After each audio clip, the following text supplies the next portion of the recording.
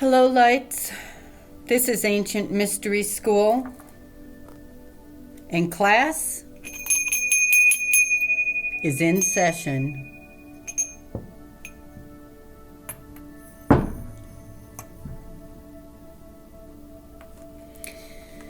Today we are going to talk about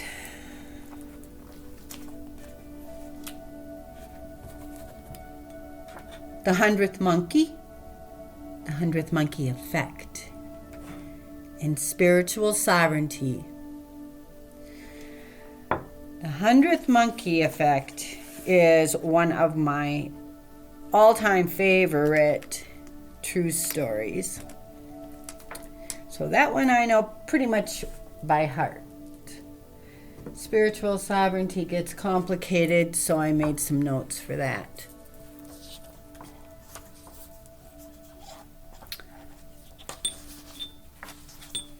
Here's a picture of a macaque.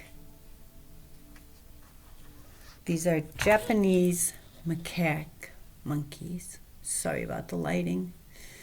I'm having an electrical problem here in my living room. Let's see. Anyway, I think you can see them. They say they're almost human. Scientists were studying these monkeys on the islands of Japan. They have lots of little islands there. And they were feeding them sweet potatoes, and they would just, throw the sweet potatoes in the sand, and the monkeys would grab them and eat them. And one day this a little monkey, about 1.5 years old, decided she was going to wash her sweet potato before she ate it. And of course that made it more palatable. So she taught her mother how to do it. Then she taught her friends how to do it. And then her friends taught their mothers how to do it. And eventually there was quite a bunch of these monkeys that were washing their sweet potatoes before they ate them. And, over the years, another monkey would learn how to do it, and then another and another, and yeah. So, all of a sudden, one day in 1958, from having a bunch of monkeys washing their sweet potatoes before they ate them, almost all the monkeys on the island were washing their sweet potatoes before they ate them. And immediately the scientists realized, well, something's up here. So they checked their other islands. And sure enough, almost all of the monkeys on the other islands that had no contact with Koshima Island, which is where this had originally started, they were washing their sweet potatoes. And then they checked the mainland troop. I think that's what monkeys are called when they're in a bunch, isn't it? A troop of monkeys? I think so. I'm not sure, but I think so. Anyhow, and they checked the troop on the mainland. Sure enough, they are washing their sweet potatoes before they ate them. And so the scientists quickly realized it was a consciousness. It was absolutely something that went through their consciousness. Not all the monkeys, but most of the monkeys were now washing their sweet potatoes before they ate them.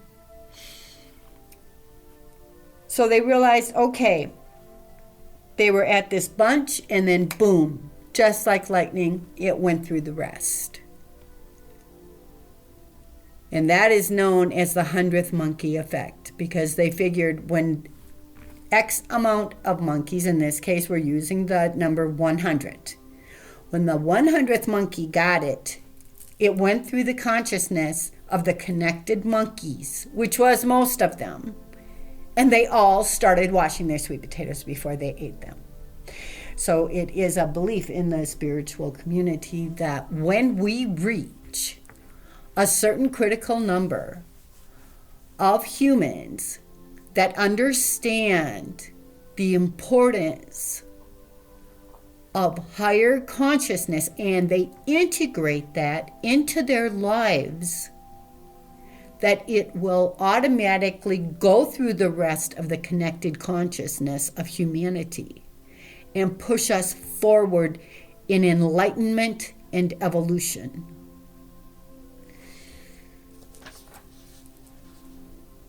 And that is the 100th monkey effect. Look what it did to that 100th monkey. I've looked at this picture probably a dozen times, and I laugh every time I look at it, because this monkey, look at it. This monkey is lit.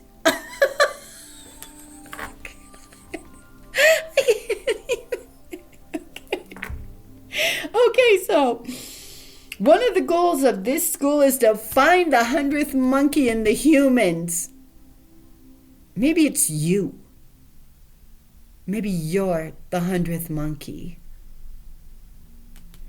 You won't end up looking like this, which is sort of sad, but I don't know. I don't think I can ever give up on this picture. I'm going to have to cover it up for now, though. That is the 100th monkey effect.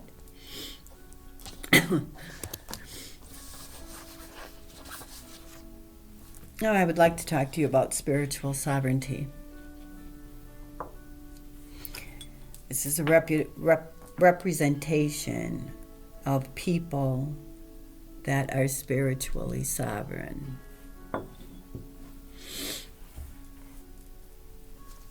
Spiritual sovereignty is sacred. Let me check my notes. Yeah.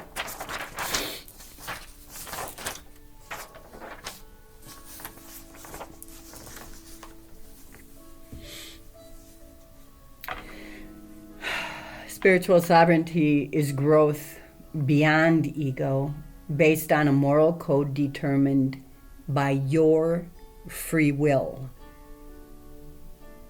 I'm going to say that again.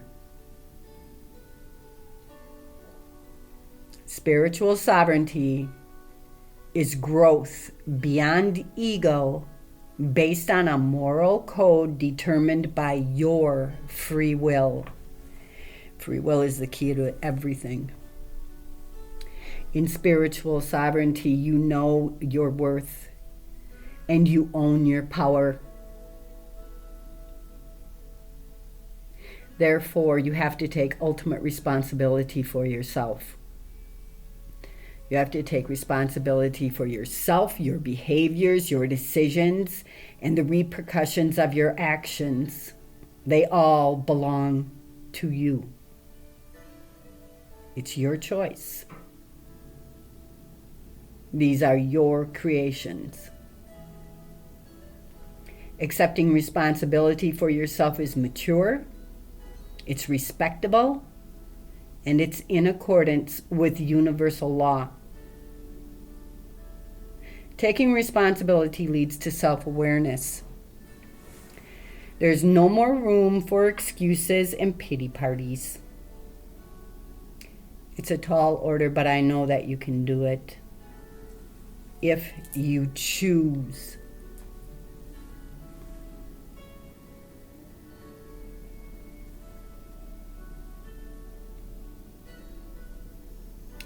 You know, there is an element of fun in taking responsibility for yourself.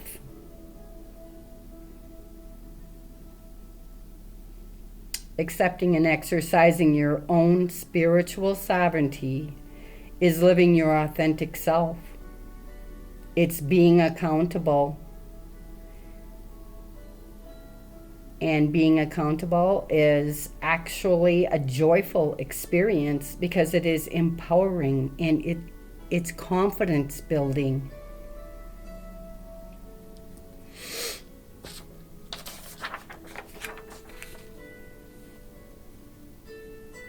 Outside influences can no longer have an effect on you because you now understand that someone else's emotions, words, and deeds affect you only to the degree that you will allow them. You are never under any obligation to react to anyone. Your light is yours. You don't have to make excuses for yourself. Do as you deem correct. You fashion your own moral code.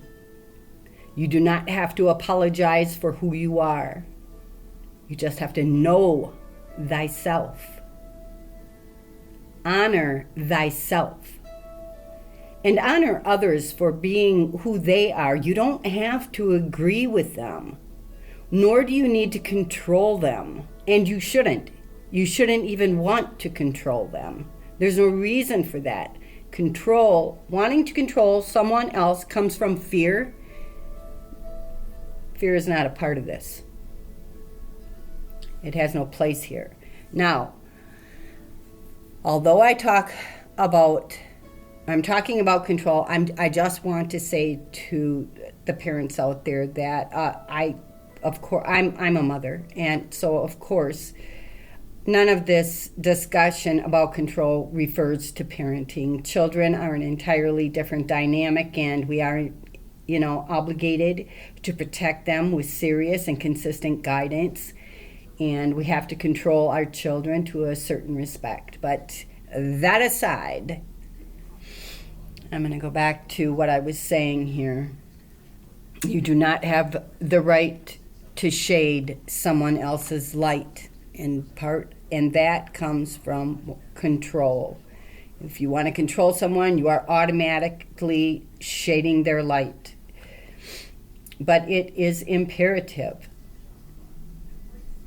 that you institute uncompromising boundaries for yourself, because no one has the right to dim your light either.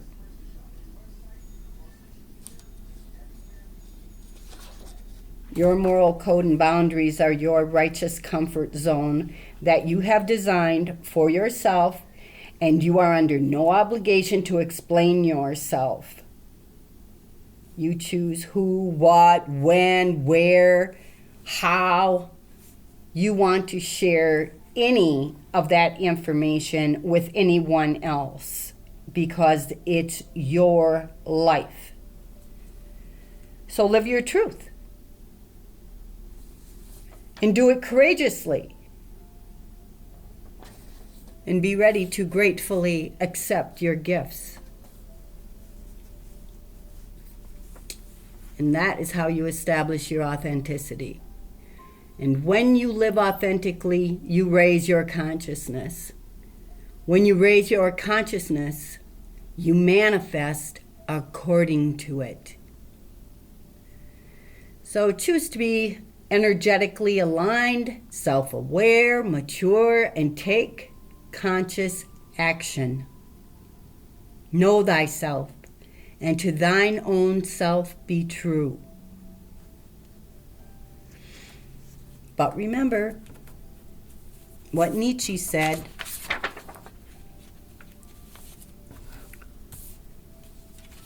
And be ready. The higher you soar, the smaller you appear to those who cannot fly. You might have to be ready to lose some people in your life, because attaining spiritual sovereignty means respecting your sacred self. Gosh, I hope that was a good explanation of spiritual sovereignty. If you have any questions and you're too shy to put them in the comments, it's okay. You can email me. Please feel free to email me if you think that you need help understanding anything, and I'll try going over it again in another class another time. I'm going to be closing, but before I go, I want to give you an affirmation to take with you, and I would like you to say this at least 10 times as you're falling asleep. Say it during the day. You can say it, to yourself, or you can say it out loud. Say it when you're driving. Sing it if you want to. I am grateful for all that I am and all that I have. I am grateful for all that I am and all that I have. This is one of my favorite. This was my first affirmation that I came up with a long, long time ago. And I have heard it said since then that it all begins with gratefulness. And I believe that because when I was just out there and alone and I mean, I've never been alone. I've always known that I'm surrounded by guides and angels, but feeling alone, let's put it like that. I was feeling alone, and I just started saying this. And although I have other affirmations that I've gone to, many times over the years, I always come back here because this is where it all begins. And when I run into just a little amok a little bit or whatever, I come back here and I remind myself that I am grateful for all that I am and all that I have. You may not think that you have a lot, but when you say this and you remind yourself, because that's what you're doing. You are reminding yourself. I am grateful because you are saying, I am worthy. Because you have a lot. A lot. Thank you for being with me today, lights. Until next class. Keep shining. Class is dismissed.